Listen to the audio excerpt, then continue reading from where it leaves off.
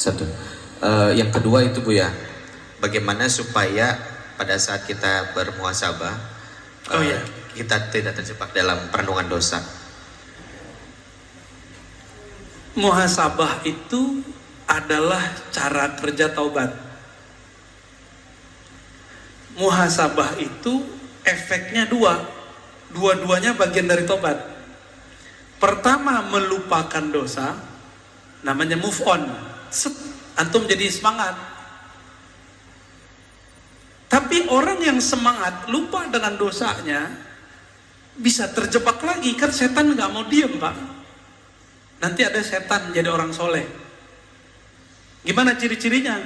Yang sudah tobat ini dia belum matang, sudah berani untuk mengklaim dirinya tobat, lalu mengklaim orang pelaku maksiat seperti dia dulu, orang-orang yang kotor. Ini banyak nih anak-anak hijrah banyak kejebak di sini karena tidak tahu seni muhasabah. Ketika kita muhasabah, dalam muhasabah pun ada setan. Itu ketika kita move on, apa yang kita rasakan? Kita menyalahkan masa lalu atau kita menyalahkan diri. Kita memandang hina orang yang melakukan masa lalu kita. Pekerjaan masa lalu kita itu masih dikerjain oleh teman kita. Kita memandang hina dia atau kita sayang kepada dia. Kalau antum sayang kepada dia, mengasihi dia, berarti sukses tobatnya. Innallaha yuhibbut tawwabin. Terjemahannya apa? Allah cinta orang yang tobat. Itu terjemahan antum. Kalau terjemahan ilmu ma'rifatnya beda lagi. Allah cinta para pendosa yang sadar dari dosanya. Itu arti aslinya. Berarti orang maksiat bisa dicintai Allah, bisa. Maka saya katakan ke dalam diri saya yang suka maksiat, kepada teman-teman saya yang masih maksiat, Allah bisa jatuh cinta kepada kita, kepada antum semua. Yang penting mau tobat. Lah Ustaz, saya tobat besok ngerjain lagi. Udah tobat lagi. Sambalado, gak apa-apa. Taubat sambalado itu disebut tawwab, ghaffar. Apa arti ghaffar? Allah yang menerima istighfar berkali-kali. Tawwab, Allah yang menerima taubat lebih dari satu kali. Tolong jangan dengarkan lagi kalam ustadz yang dipinjam lisannya oleh setan dan mengatakan tidak boleh tobat berulang-ulang, tobat nanti saja. Itu setan yang ngomong Pak. Karena Allah mengatakan tentang ciri-ciri orang yang mengundur-undur tobat, nanti saja kami tobat. Benar gak? Ada kan ayatnya? Ada ayatnya. Tar aja tobatnya. Kata kiai tobat itu cukup sekali. Gak bener. Tobat itu berkali-kali. Maka ada lafaz tasdik tawwab. Coba tanya kepada orang ahli nahwu sorof. Apa arti tawwab? Orang yang terjebak berkali-kali kepada maksiat, dia pun berkali-kali tobat.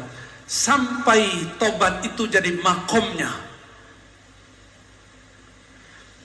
Jadi saya kalau melihat ada orang maksiat, saya bawakan ke diri saya sendiri. Antum jangan jijik ngelihat perempuan yang buka aurat. Mata antum kan menikmati. Ya toh? Jujur tuh yang senyum-senyum tuh, jujur tuh. Ayo senyum. Pada bengong kan? Itu kita munafik ke dalam diri kita sendiri. Coba sesali ya Arab. Aku mengatakan orang itu hina, tapi aku menikmatinya. Gawat ya? Kita jijik katanya, benci melihat orang buka aurat, tapi mata antum tuh gak bisa lari dari dia. Bisa gak mata kita lari dari orang cantik, bening, buka aurat? Gak bisa. Antum gak ghadul basar di depan orang. Antum bisa ghadul basar depan masyarakat, depan teman. Di rumah buka Instagram bisa ghadul basar gak? Saya gak yakin, jangan sok suci. Maka karena kita ini gak ada yang benar utuh, makom pertama yang mesti kita buka adalah makom taubah. Ya, pribadi yang suka tobat. Jadi orang yang tobat itu level pertamanya move on, lupa sama dosanya, tapi dia tidak membenci pelakunya. Ada yang kedua, selalu ingat maksiatnya. Orang begini, kalau dia punya guru mengajarkan tobat, dia tahu cara tobat. Kalau dia tobat, selalu ingat ciri-cirinya, banyak nangis, banyak berindingnya. Kalau ingat begitu, selalu ingat dirinya yang hina. Orang begini nggak sempet mikirin orang. Jadi kenapa ada orang hijrah, habis itu ngata-ngatain temannya, padahal baru kemarin sore hijrah. Berarti dia hijrah baru pakaian dan fikrahnya, belum nafsnya. Bisa paham kenapa teman antum sekarang musuhin antum. Kenapa teman kita dulu, teman-teman ngopi bareng, ngafe bareng, sekarang malah ngajak berantem terus di grup, malah nggak mau lagi semajelis. Itu karena dia baru di sini hijrah, tapi di dalam ini belum hijrah, apalagi kolbunya ya. Mana ada orang ahli zikir sibuk posting video, ya nggak? Cukup lah ya. Baik teman-teman, cukuplah ayat ini. Waman jahada fina lanahdiyannahum subulana. Mau sampai kepada Allah, mujahadah. Bisa mujahadah sendiri? Tidak. Maka ikutlah mujahadah orang yang sudah sukses mujahadah. Disitulah perlu bertorikoh. Maka torikoh perlu direvisi, diinovasi setiap masa, walaupun namanya sama.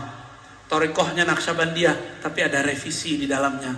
Zikirnya nggak perlu direvisi, tapi metode mujahadahnya direvisi. Qadiriyahnya direvisi. Jangan kaku bertorikot. Bukankah Syekh Abah Anom juga merevisi? Bukankah Syekh Ahmad Khatib Sambas juga merevisi? Dari 2 torikot digabung jadi 1. Bukankah Abul Hasan Syazili juga merevisi?